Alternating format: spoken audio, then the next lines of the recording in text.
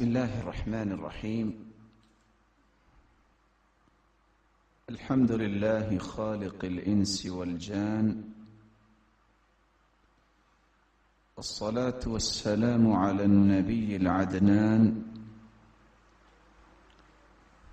وعلى آله وصحبه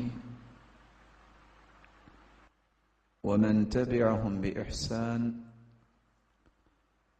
إلى يوم الحشر والنشور والميزان، أما بعد، فأعوذ بالله من الشيطان الرجيم. إن الدين عند الله الإسلام.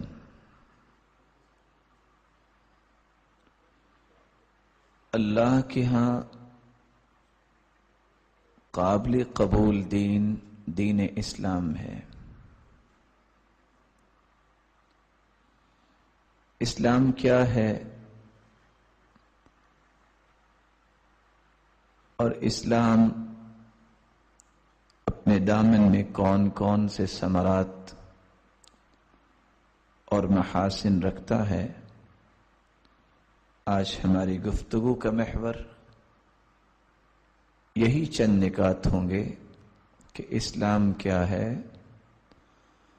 اور اسلام نے ہمیں کن کن نعمتوں کی نوید سنائی ہے، اور اسلام کی کون سے خوبصورت پہلو ہیں، اور کون کون سے ایسے اعمال ہیں جن کے ارتکاب سے انسان اسلام سے خارج ہو سکتا ہے. اسلام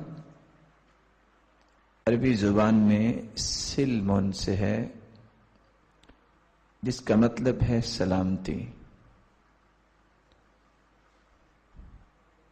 زندگی کے چند ایام انسان گزارتا ہے، ان ایام میں اللہ کی غضب سے سلامتی اگر مل سکتی ہے تو مسلمان کو مل سکتی ہے. ایک انسان کی ٹیڑھی فکر سے سلامتی اگر انسان کو مل سکتی ہے تو اسلام کے اصولوں کی روشنی میں زندگی گزارنے سے مل سکتی ہے. اسلم یسلم اسلامن کا لفظ جب استعمال کیا جاتا ہے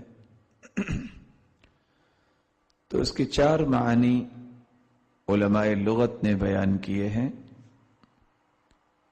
اسلام کا مطلب یہ ہے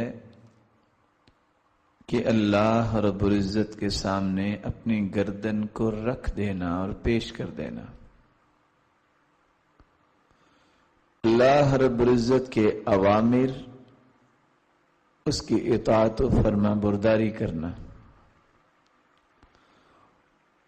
زندگی کے ہر معاملے کو اللہ رب العزت کے حوالے کر دینا اور اس کے سپرد کر دینا. مذہب اسلام کو دل و جان سے قبول کر لینا، یہ اسلام کا مفہوم علماء لغت بیان کرتے ہیں. عربی زبان میں ایک لفظ بولا جاتا ہے اسلم العدو، فلاں شخص نے تو دشمن کو چھوڑ ہی دیا.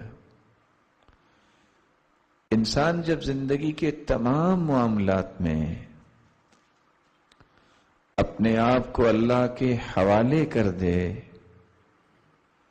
اور اللہ کے سوا ہر ایک کے ساتھ تعلق توڑ ڈالے اس انداز سے کہ جو محبت، جو خوف اس کو خالق سے استوار کرنا ہے، وہ محبت اور خوف دنیا میں کسی مخلوق سے نہ ہو، تو اسی کو ہی اسلام کا صحیح رنگ کہتے ہیں.